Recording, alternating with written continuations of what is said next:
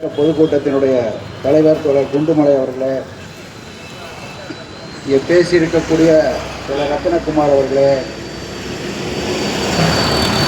புரட்சிகர சோசலிஸ்ட் கட்சியினுடைய மாநில செயற்குழு உறுப்பினர் தோழர் ராஜேந்திரன் அவர்களே, தோழர் எஸ்பி வெங்கடேசன் அவர்களே, ஆர்ஒய்எஃப்னுடைய மாநில குழு உறுப்பினர் தோழர் தினேஷ்குமார் அவர்களே, தேனி மாவட்ட செயலர் தோழர் கிருஷ்ணமூர்த்தி அவர்களே, தோழர் களஞ்சியம் அவர்களே, தோழர் செல்லதுரை அவர்களே, தோழர் மணிகண்டன் அவர்களே,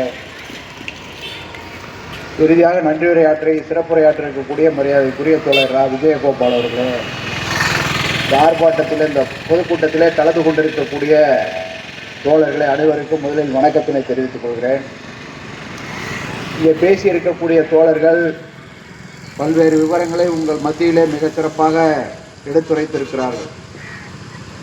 குறிப்பாக மத்திய அரசாங்கம் கொண்டு வந்திருக்கக்கூடிய இந்த 4 சட்ட தொகுப்புகளால் தொழிலாளி வர்க்கம் எந்த அளவிற்கு பாதிப்புக்குள்ளாகிறது என்பதை மிக தெளிவாக எடுத்துச் சொல்லியிருக்கிறார்கள்.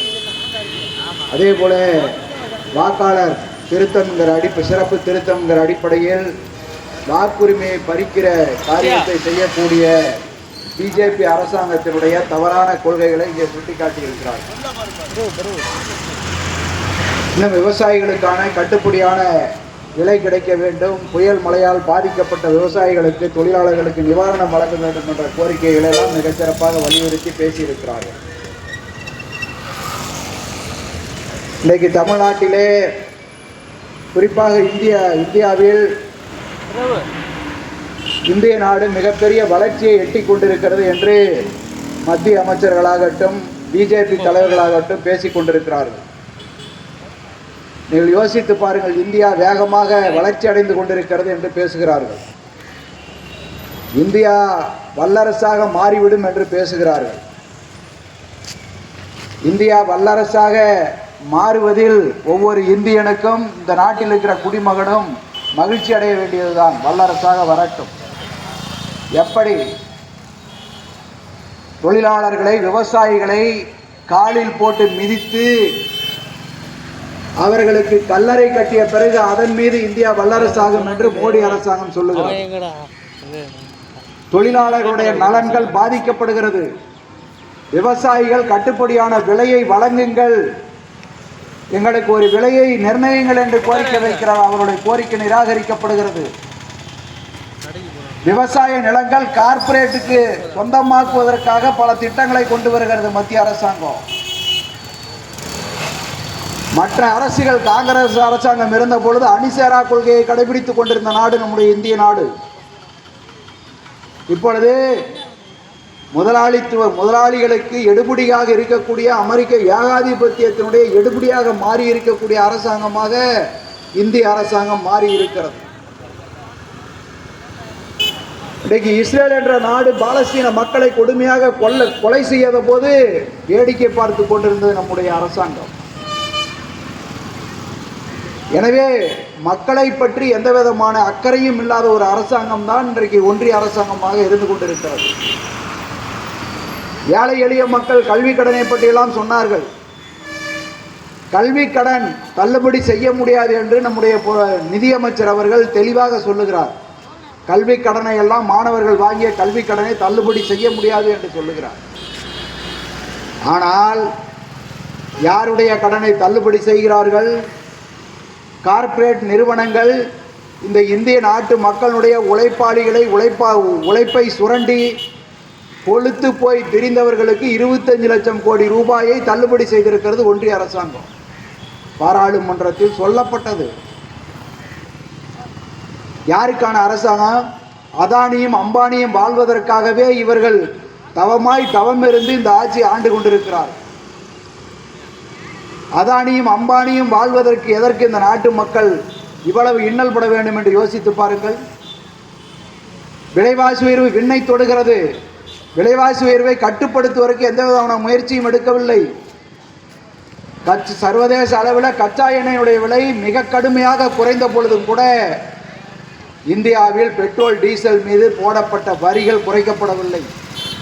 மேலும் மேலும் வரிகள் போடப்பட்டு மக்கள் பயனடைவதற்கு பதிலாக எண்ணெய் வள நிறுவனங்கள் பயனடைந்தது.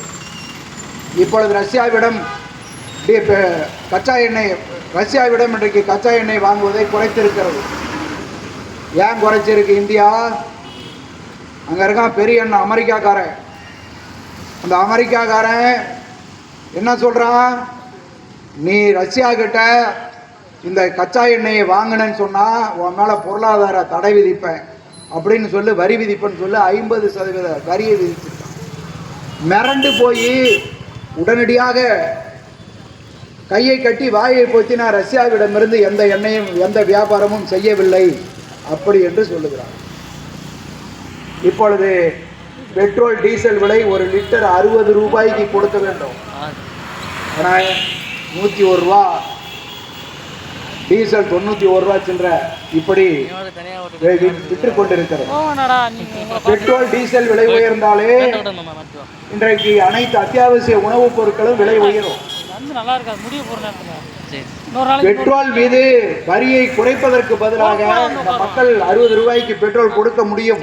ஆனா ஏன் கொடுக்கல? மத்திய அரசாங்கம் அதன் மீது கலால் வரி அதிகப்படுத்துவது, வரி அதிகப்படுத்தி லாபத்தை எண்ணெய் வள நிறுவனங்கள் எடுத்துக்கொள்வதற்காக இதை செய்து கொண்டிருக்கிறார்கள். அதேபோல விண்ணை தொடுகிற அளவுக்கு விலைவாசி உயர்வு, அதை குறைப்பதற்கு எந்த விதமான நடவடிக்கை எடுக்கவில்லை. என்ன தேர்தல் வாக்குறுதி கொடுத்தார்கள் ஒன்றிய அரசாங்கம்? ஆண்டுக்கு 2 கோடி பேருக்கு வேலை வாய்ப்பை உருவாக்கி தருவோம் என்று சொன்னார்கள். ஆண்டுக்கு 2 கோடி பேருக்கு எங்கே வேலை கிடைத்திருக்கிறது? இருக்கிற வேலை நிரந்தர தொழிலாளியே இருக்கக்கூடாது என்று ஒரு சட்டத்தை கொண்டு வந்திருக்கிறது. அதுதான் அந்த 4 சட்டம். நிரந்தர தொழிலாளி என்பதே ஒருவர் இல்லை, ஒப்பந்த தொழிலாளர்கள் மூலமாகத்தான் இனி தொழில் நடக்கும். ஒரு காலத்திலே இருந்தானே ஆண்டான் அடிமையை போல் இருந்தார்களே, அந்த நிலையை மீண்டும் இங்கே உருவாக்குவதற்கு முயற்சி செய்து கொண்டிருக்கிறது. ஒரு முதலாளிக்கு பிடிச்சா வேலைக்கு வச்சுக்கலாம், பிடிக்கலன்னா போடா நாயை வெளியே போடா அப்படின்னு துரத்தி விட்டுடலாம். அந்த நிலையை இன்றைக்கு உருவாக்குகிற நிலை இன்றைக்கு ஒன்றிய அரசாங்கம் செயல்பட்டு கொண்டிருக்கிறது. எனவே இந்த ஒன்றிய அரசாங்கம் ஏழை எளிய மக்களை பற்றி அக்கறை இல்லாத அரசாங்கம். அதே போல ஆண்டுக்கு 2 கோடி பேருக்கு வேலை வாய்ப்பை தருவோம், ஒவ்வொருவருடைய வங்கி கணக்கிலும் 10 லட்சத்தை போடுவோம் எல்லாம் சொன்னாங்க. ஏதாவது ஒன்று நடந்ததா? எதுவும் நடைபெறவில்லை. எதையும் அவர்கள் நிறைவேற்றுவதற்கு அவர்கள் தயாராக இல்லை. வளர்ச்சி அடைகிறது என்று சொல்லுகிறார்கள்.